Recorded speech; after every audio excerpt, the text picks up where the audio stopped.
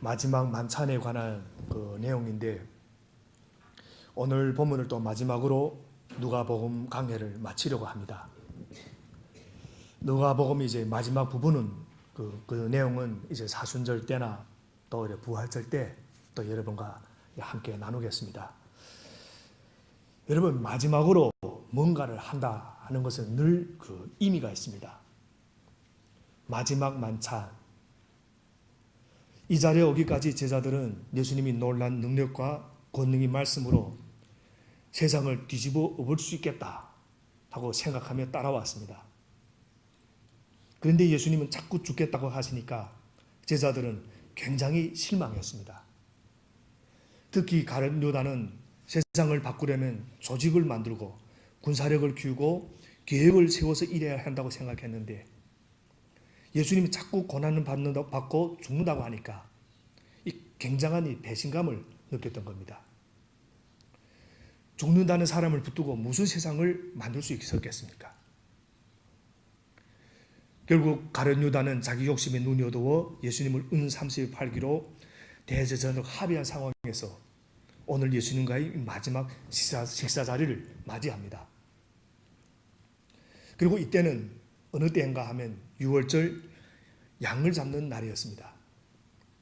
7절을 보면 6월절 양을 잡아야 하는 무교절 날이 왔다. 여기서 우리가 6월절 하면 1월, 2월, 3월, 4월, 5월, 6월 이런 6월절이 아니라 한자어인데 너물 유자, 그리고 너물 월, 그리고 일본어 표현이 이 의미를 잘 살리고 있습니다. 스기고시. 그러니까 6월절의 핵심 의미는 죽음이 들어오지 않고 넘어간다 하는 그런 뜻이 있습니다. 단 한 가지 조건을 따라서 문틀 가르와 세로의 어린 양 피를 바른 집은 죽음이 넘어간다. 그러니까 죽음의 재앙이 어린 양의 피 때문에 넘어간 것을 기념해서 지키는 절기가 바로 이 6월절입니다. 다시 말하면 하나님께서 이스라엘 백성을 죽이지 않고 살려주셨고 이집트 땅에서 구원해 주셨음을 기념하는 절기가 6월절입니다. 그럼 또 7절을 보면 왜 또 무교절이라고 하는가? 그것은 그날 출발하기 전에 그들이 시간이 없었기 때문에, 그날 누룩을 넣지 않은 또 그 빵을 먹었기 때문에 그날을 또 기억하며 이들은 6월절이 되면 일주일간 누룩 없는 빵을 먹으며 절기를 지킵니다. 그래서 그날을 또 무교절이라고도 표현하기도 합니다. 없을 무자에 누룩교자, 마디절자, 그러니까 누룩 없는 빵을 먹는다. 그런데 예수님께서 그 6월절을 맞이하면서 제자들과 최후의 만찬을 하십니다. 그런데 여기서 한 가지 문제가 발생합니다. 예수님 일행은 갈릴리에서 왔기 때문에 예루살렘에 6월절 만찬을 할 장소가 없었습니다. 이때 그 제자들과 예수님이 그 대화가 이제 8절부터 12절에 기록되어 있습니다. 8절을 보면 6월절을 준비하여라 하는 예수님이 그 명령으로 시작해서 9절이 어디에다가 준비를 하기를 바랐습니까? 라는 제자들의 질문, 그리고 12절 후반부의 너희는 거기에다가 준비를 하여라 라는 예수님이 구체적인 지시. 이렇게 식사 자리를 마련하러 베드로와 요한을 보내시면서 이제 만나게 될 사람, 해야 될 말, 그리고 보게 될 집, 이 등을 예수님이 굉장히 자세히 말씀해 주십니다. 한 사람이 물동이를 메고 온다. 그런데 여러분 한번 생각해 보십시오. 두 제자가 예루살렘으로 들어가서 이제 물 한 동이를 메고 오는 사람을 만날 확률이 얼마나 되겠습니까? 그런데 제자들이 가보니까 실제로 그런 사람을 발견합니다. 그리고 12절을 보면 큰 다락방을 이미 준비해둔 집주인이 등장합니다. 결국 이 다락방이 우리가 잘 아는 오순절 성령 그 강림을 경험한 그 마가의 다락방입니다. 그러니까 예수님은 미리 언제 갈 테니 준비해 놓으라 하고 하시지는 않으셨을 겁니다. 그런데 그 다락방의 주인이 이상하게 이번 6월절에는 그 방을 비워두고 싶었던 겁니다. 바로 그때 예수님이 그 다락방을 자신에게 내어달라고 하신 겁니다. 사실 6월절에는 예루살렘에 사람들이 엄청나게 모여오기 때문에 이런 방을 구하는 것은 정말 하늘의 별따기입니다. 돈이 많이 벌 수 있는데도 그냥 비워두어 있고 예수님께 공짜로 빌려드렸습니다. 거기서 이제 6월절 마지막 만찬도 하시고 또 인류 역사상 성령이 처음으로 임하셔서 오순절 사건이 일어나는 그런 놀라운 장소가 되기도 했고 그리고 또 초대교회가 시작된 장소가 바로 여기였다 하는 겁니다. 아주 기막힌 일인 겁니다. 그래서 우리 삶에도 바로 이런 순간들이 있습니다. 고리들이 연결되어서 기가 막힌 하나님의 역사가 일어날 때 여러분 우리에게도 신앙생활을 하다 보면 이렇게 오늘 본문의 집주인처럼 하나님이 우리에게 감동을 주실 때가 있습니다. 평소에 별로 생각을 안 하던 일이 생각나거나 누구를 만나야 하지 않겠나 하는 마음이 또 들거나 누군가를 또 돌봐야 하지 않겠는가 하는 마음이 들 때 그때 우리가 해야 될 일이 있습니다. 이게 정말 주님이 원하시는 겁니까? 이런 질문을 가지고 믿음으로 하는 겁니다. 이게 중요합니다. 기회를 주실 때 해야 됩니다. 왜냐하면 기회는 영원히 주어지지 않을 수 있기 때문에. 13절 우리 함께 읽겠습니다. 13절입니다.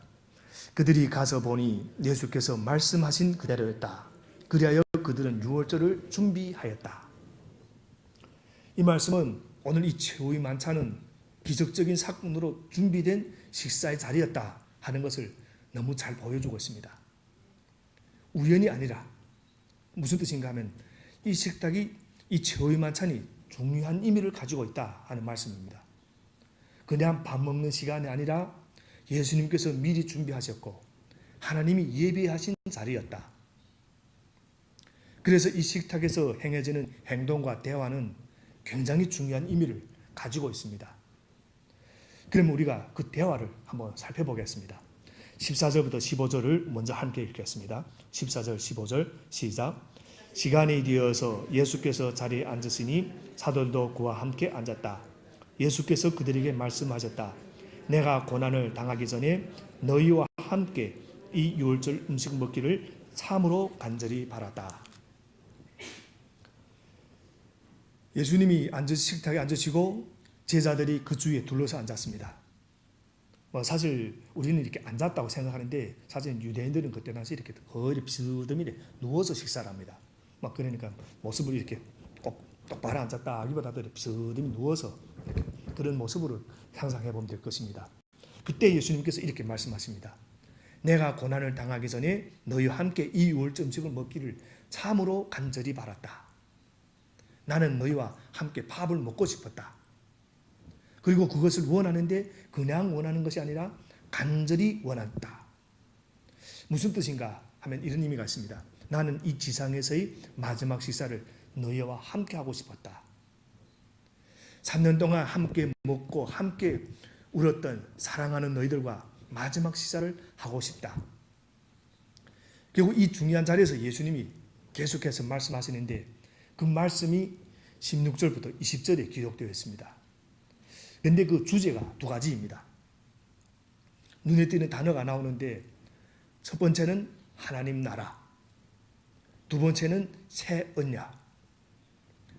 그러므로 예수님께서 최후의 만찬 가운데서 하신 그 말씀, 우리가 성찬신 때마다 기억해야 될 말씀, 오늘 또 예배 가운데서 우리가 기억해야 될 말씀은 두 가지라. 하나님 나라, 또 하나는 새 언약.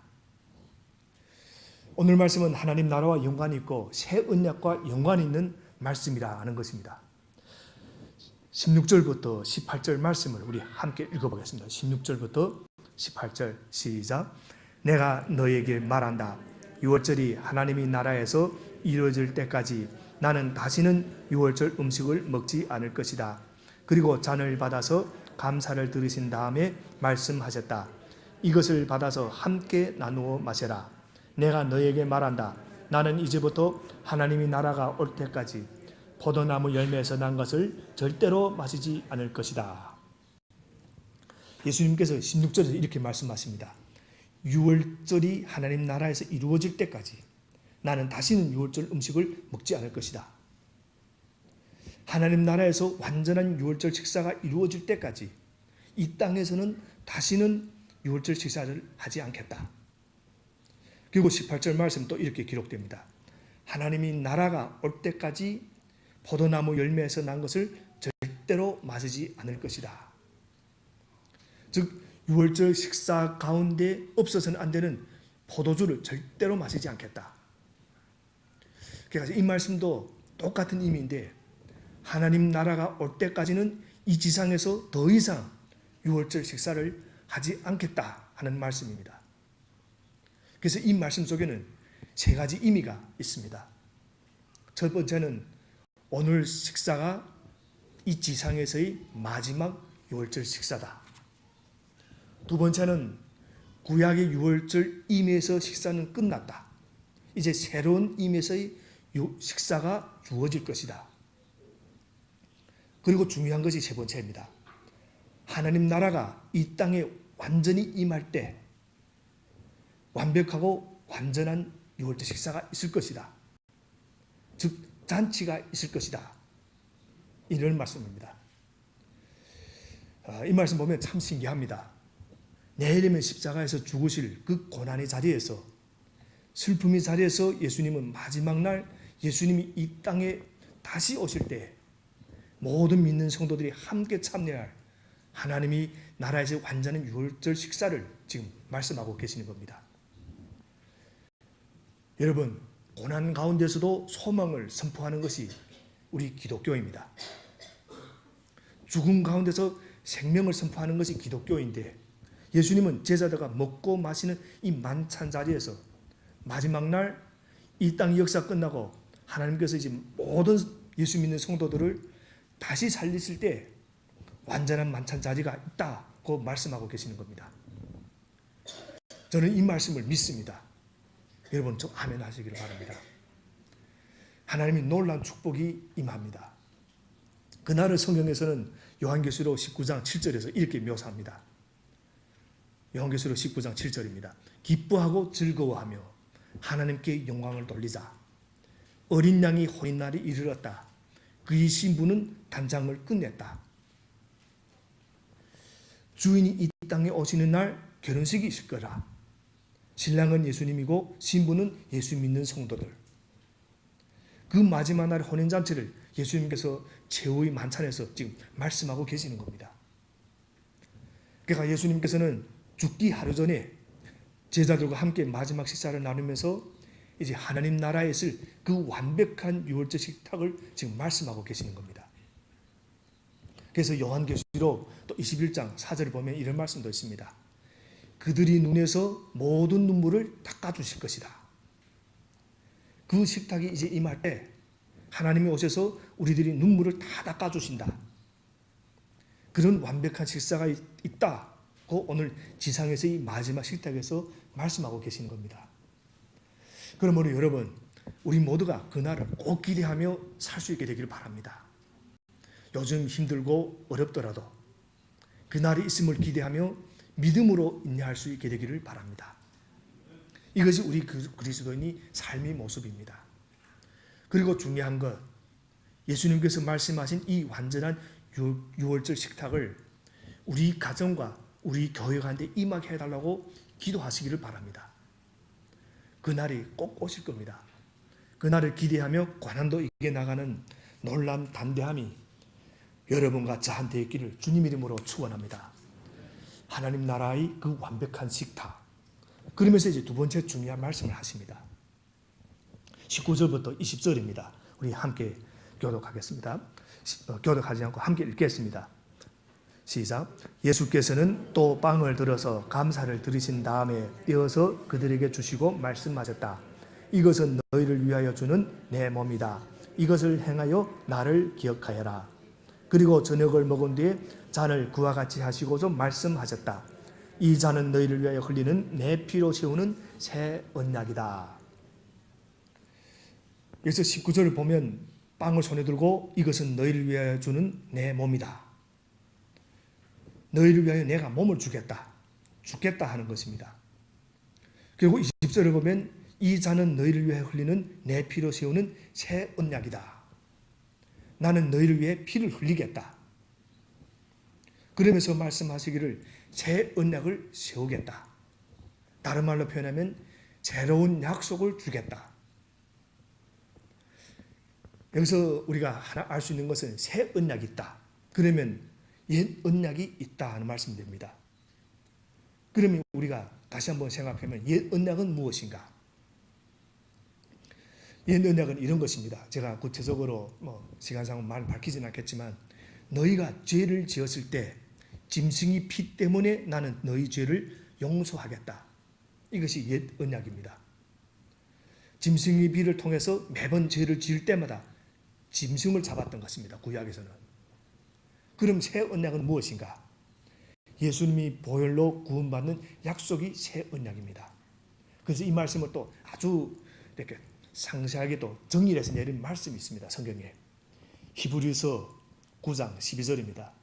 이건 기억해 두시기 바랍니다. 이렇게 기록합니다. 히브리서 9장 12절.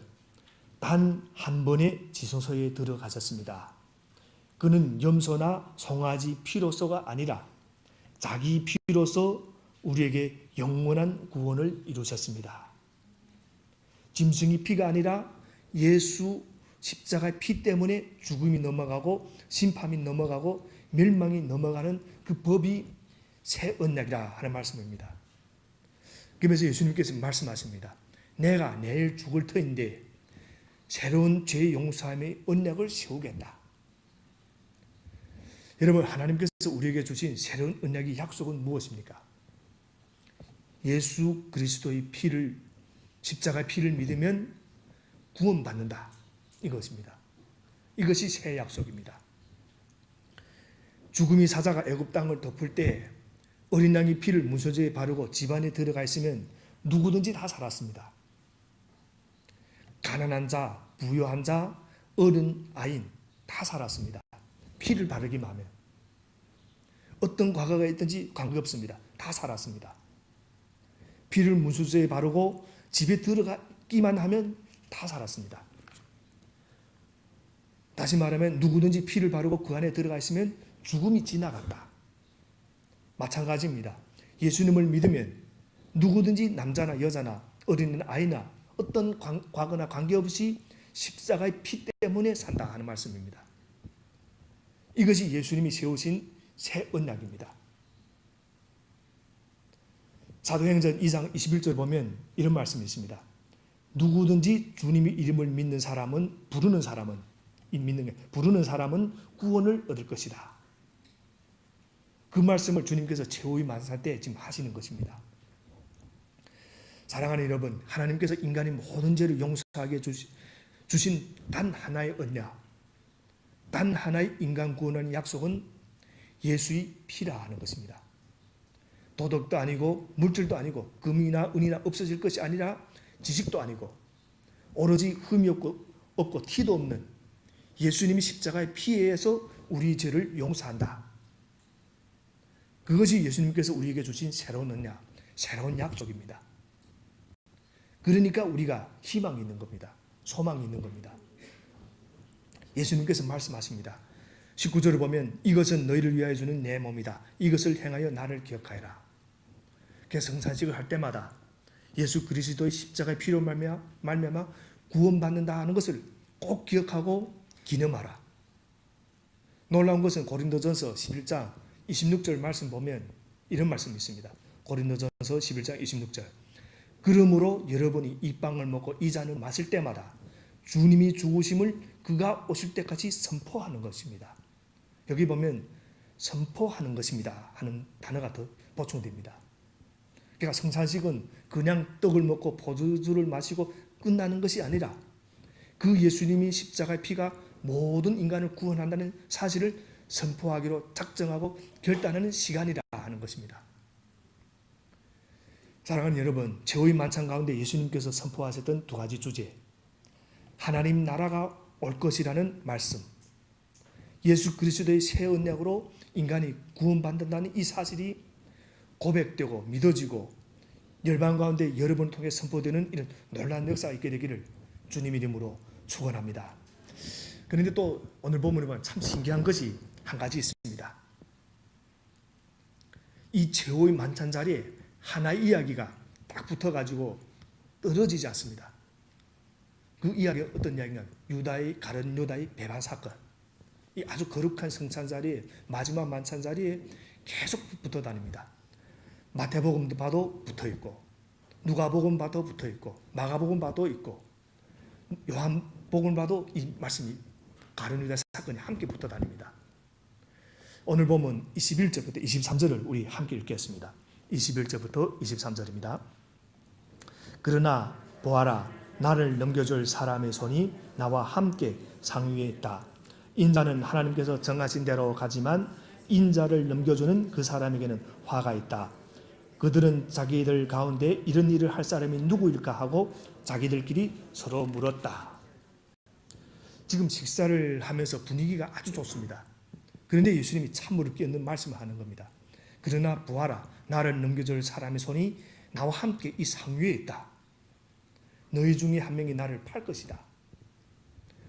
그러니까 모든 것을 예수님이 다 하십니다. 그런데 예수님이 정죄하지 않으시고 회개할 기회를 주셨다. 이것을 지금 유다에게 깨닫게 하시는 것입니다. 마지막 식사 자리에서 회개의 기회를 주시고 계시는 겁니다. 우리가 보통 식사 자리 하면 어떤 느낌이 있습니까? 분위기를 부드럽게 하는 역할을 합니다. 식사 자리는. 그래서 이 비즈니스를 하는 분들은 이 말씀 잘합니다. 비즈니스를 할 때는 항상 제일 중요한 건 식사 자리를 마련하는 것입니다.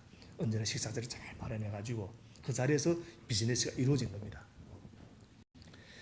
그러니까 심리적 공감대를 쉽게 만들 수 있는 그런 자리가 식사 자리입니다.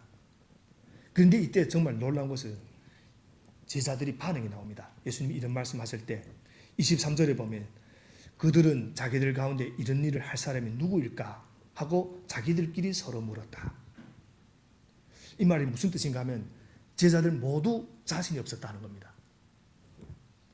가룟 유다만 아니라 나머지 11명에게도 유다 정도는 아니지만 그와 비슷한 마음을 한두 번은 했었다 하는 그런 의미가 있습니다.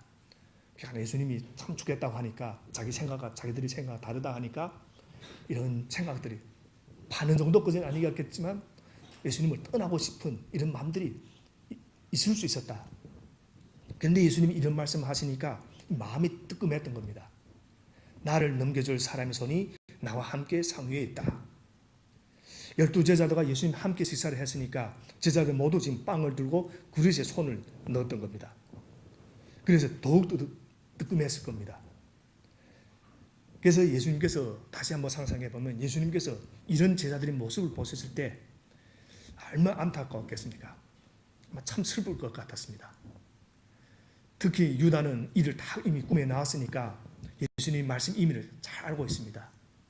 그런데 지금 유다가 개연스럽게 앉아서 그 빵을 가지고 거기다 엮고 있는 겁니다.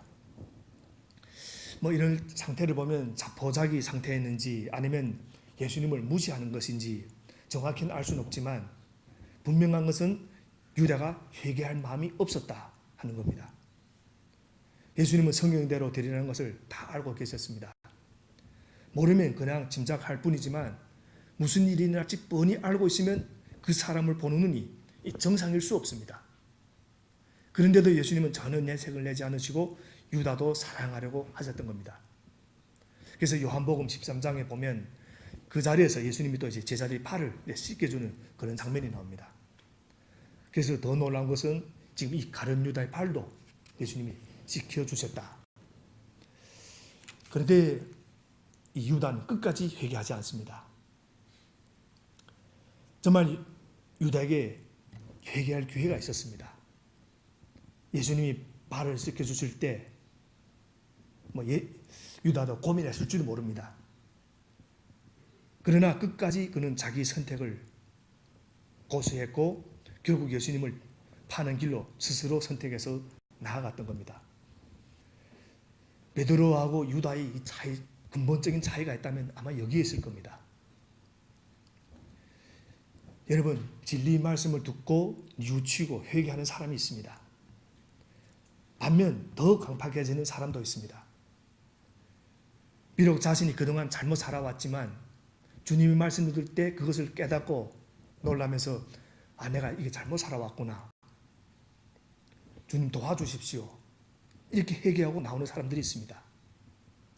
그러나 결코 말씀이 또 마음에 들어하지 않고 더 강팍해지는 사람도 있습니다. 그 대표적인 사람이 구약에 나오는 이집트의 바로왕. 재앙을 내리면서 하나님이 계속 내 백성을 나가게 하라. 하는데 바로는 끝까지 마음을 강팍하게 하다가 이 나라가 망하는, 결국 장자들이 다 죽는 그런 지경까지 이르게 됩니다. 여러분, 하나님의 나라가 선포되고 십자가의 피로 말미암아 새 언약이 선포되는 그 자리에서 사복음서 모두가 이 가룟 유다의 배반 사건을 다루었습니다. 무슨 뜻인가? 성찬식 마지막 만찬에서 예수님과 함께 교제하는 그 식당에서 나타나는 현상 가운데 한 가지가 바로 악의 실체들이 드러난다 하는 것입니다. 지금까지 속마음을 숨기고 예수님을 팔겠다는 그 배신의 생각을 숨기고 있던 그 가룟 유다가 성찬 자리에서 자기 정체를 드러냈다. 그래서 여러분, 우리가 매월 한 번씩 성찬식을 하지만 떡을 먹고 포도주를 마실 때 하나님 나라가 우리에게 임하고 마지막 때 잔치가 있음을 우리가 기대하게 됩니다. 그리고 나의 죄는 예수님이 십자가의 피 때문에 용서받는다. 이것을 고백하게 되는데 또 하나의 사건이 있습니다. 그것이 바로 내 속에 있는 가룟 유다와 같은 더러운 적들이 드러나고 나가는 역사가 이 성찬식에서 일어난다 하는 겁니다. 그래서 우리는 성찬식에 앉아서 우리는 항상 가룟 유다처럼 이런 강팍한 마음이 아니라 회개하는 마음을 항상 가져야 되는 것입니다. 그러므로 이 최후의 만찬은 또 최초의 성찬식이기도 했고, 그럼 질문입니다. 우리가 한 가지 생각해야 될 것은 떡을 먹고 포도주를 마실 때만 성찬식인가? 이런 것들이 일어나야 되는가? 대답은 노입니다. 주님을 만나는 때마다 성찬식입니다. 그래서 오늘 말씀을 마치겠습니다. 여러분, 매일 매순간 성령의 역사에 의해서 예수님을 만날 때 이 세 가지 사건이 언제나 떠오게 되기를 기도합니다. 그래서 하나님 나라에서의 그 잔치를 기대하며 용기를 가지고 살아가려는 놀란 회복의 역사와 또 인간의 죄는 우리 공로가 아니라 예수님의 십자가의 피, 새로운 언약에 따라서 구원받는다 하는 이런 고백과 그것을 선포하겠다는 다짐의 역사, 또 하나는 매일매일이 주님을 만나는 삶 가운데서 성령님이 도우심을 통해서 가룟 유다와 같은 더러운 죄가 쫓겨나가는 그런 정결함의 역사가 일어나야 되기를 주님의 이름으로 축원합니다. 기도하겠습니다.